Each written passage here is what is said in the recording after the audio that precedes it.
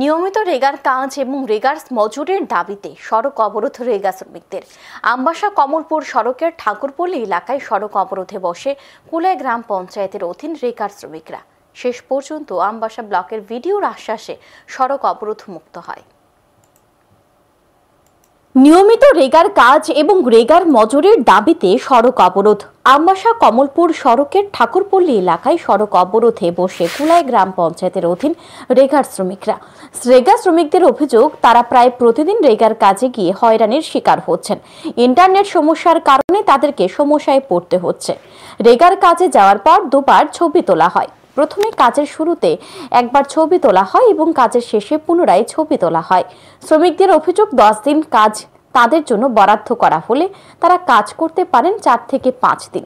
Internet সমস্যার কারণে তারা কাজ করতে পারেন না।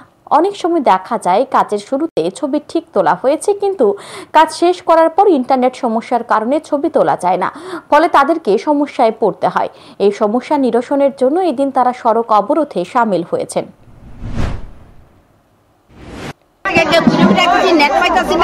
তারা বলে নেটের সমস্যা। কোন পঞ্চায়েত? এটা কুলাই পঞ্চায়েত। আচ্ছা, তাহলে আমরা কাজের লেগে যাইতাছি, কাজ আমরা পাইতাছি না। 10 দিনের কাজ হইছে, আমরা মুড় হই পাইছি 6 দিনের কাজ। তাইলে আমরা কি করে করব? আমরা বাকি দিনের কাজ কই যাইব? এদিকে সড়ক অবরোধের খবর পেয়ে ধলাই জেলার পুলিশ সুপার ঘটনাস্থলে গিয়ে কথা বলেন সড়ক অবরোধকারীদের সাথে, কিন্তু তিনি সড়ক অবরোধ মুক্ত করতে ব্যর্থ হন। পরবর্তী সময়ে আমবাসা ব্লকের ভিডিও মুনমুন দেববর্মা সড়ক অবরোধ স্থলে গিয়ে কথা বলেন সড়ক অবরোধকারীদের সাথে। তিনি সড়ক অবরোধকারীদের স্পষ্ট জানান, কোনো শ্রমিক কাজ করলে অবশ্যই মজুরি পাবে। ইন্টারনেট সমস্যার কারণে কোনো শ্রমিকের ছবি তোলা না গেলেও ওই শ্রমিক মজুরি পাবে। ইতিপূর্বে অন্য পঞ্চায়েত এলাকায়ও একই সমস্যা দেখা দিয়েছিল। পরবর্তী সময় সমস্যার সমাধান করা হয়েছে। কোনো শ্রমিক কাজ করলে কেন মজুরি পাবে না? অবশ্যই মজুরি পাবে। সকালবেলা অ্যাটেন্ডেন্স নেয়, দ্বিতীয়বার যখন অ্যাটেন্ডেন্স দেখা দিতে গেছে তখন দাঁড়ায় রয়েছে, ফটো তুলতে গেছে, নেট কাজ করে না।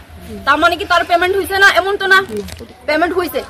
কয়েকদিন আগে কেকমাছড়া পঞ্চায়েতে এরকম ঘটনা ঘটছে, কিন্তু পেমেন্ট আটকাইছে না, কারোর পেমেন্ট আটকাইছে না। কেন? সত্যি যদি নেটের সমস্যা থাকে, অ্যাপে যদি সমস্যা থাকে, এটা কেন পেমেন্ট হইতো না? আপনারা